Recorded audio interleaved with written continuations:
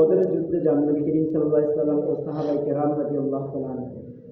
বদরের যুদ্ধে যাওয়ার পর রাত্রেবেলা যখন তার গোসল ফরজ হয়, সে গোসল করতে ওঠে। তখন একজন সাহাবী এসে মক্কার মধ্যে একজন আওয়াজ করে বলে, হে মক্কাবাসী, তোমরা কাদের জন্য বাঁচবে? আমাদের নবী মুহাম্মদ রাসূলুল্লাহ সাল্লাল্লাহু আলাইহি ওয়াসাল্লামকে কাফেররা হত্যা করে ফেলেছে। এটা শোনার পর তার আত্মা কেঁপে ওঠে। সে বদনা ফেলে দিয়ে সে তার স্ত্রীর কাছে যায়। তার স্ত্রীকে বলে, আমার তলোয়ারটা দাও। তখন তার স্ত্রী বলে, কোথায় যাবেন? তারপর বলে, আমার নবীকে কাফেররা হত্যা করে ফেলেছে। যে দুনিয়াতে আমার নবী নেই, সে দুনিয়াতে আমিও থাকবো না। যতক্ষণ আমার কাফেরদেরকে হত্যা না করবো, ততক্ষণ আমি শান্তি পাবো না। তারপর সে বলে, আপনি আমার নবীর হত্যাকারীকে হত্যা করতে চান, আমার কোনো আপত্তি নেই। আপনার ওপর গোসল ফরজ হয়ে গেছে, আপনি গোসলটা করে দেন। যখন সে গোসলটা করতে যতক্ষণ আমি গোসল করবো, ততক্ষণ কাফেররা আমার নবীজিকে হত্যা করেছে, তারা এতক্ষণ বেঁচে থাকবে। তারপর সে রওনা হয়ে গেল মক্কার তায়েফ যুদ্ধের, বদরের যুদ্ধে। তখন সে যে অনেক কাফেরদেরকে হত্যা করলেন, সে শহীদ করে ফেললেন, যাওয়ার পর হত্যা করে ফেললেন। তারপর মক্কার নবী করিম সাল্লাল্লাহু আলাইহি ওয়াসাল্লাম ও সাহাবায়ে কেরাম রাদিয়াল্লাহু তাআলা আনহু মক্কায় ফিরে আসলেন। তখন বললেন, সাহাবীদেরকে একত্র করো, সাহাবীদের লাশ যারা শহীদ হয়েছেন। তখন একজন মহিলা আসলেন তার সামনে। সে মহিলা এসে চিনতে পারল না, বুকে পিণ্ডা।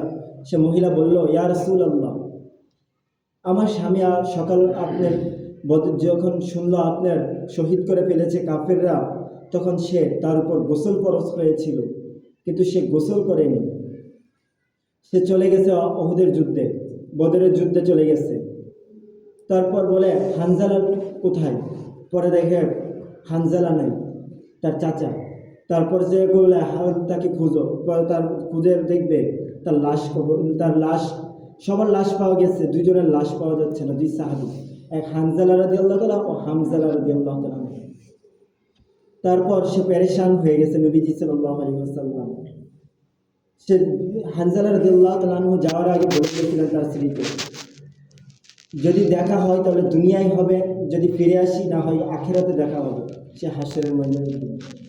তারপর লাশ খোঁজা লাগতেছে। এর মধ্যে হযরত জিবরাইল আলাইহিস সালাম বলেন, ইয়া রাসূলুল্লাহ, আপনি পেরেশান কেন? তখন রাসূল করিম সাল্লাল্লাহু আলাইহি ওয়াসাল্লাম বলেন, হানজালা রাদিয়াল্লাহু তাআলা খুঁজে পাওয়া যাচ্ছে না। তখন হানজালা রাদিয়াল্লাহু তাআলা তার সামনে উপস্থিত। তখন বলে, দেখেন কাপড়ের। তার স্ত্রী বলে, আপনি তো শহীদগণকে গোসল দেননি, আমার স্বামীকে আপনি একটু গোসল করিয়া দিবেন, তার উপর গোসল ফরজ হয়েছিল। তখন তার সামনে লাশ উপস্থিত। তখন বলে, জিবরাইল আলাইহিস সালামকে বলেন, তার কাফন পরানো কেন, তার গোসল কে দিয়েছে? পরে আমরা ফেরেশতারা, আল্লাহ তাআলার আদেশে আমরা ফেরেশতারা তাকে তৃতীয় আসমানে নিয়ে যাই। তাকে তৃতীয় আসমানে নিয়ে জমজমের পানি দিয়ে তাকে গোসল করা।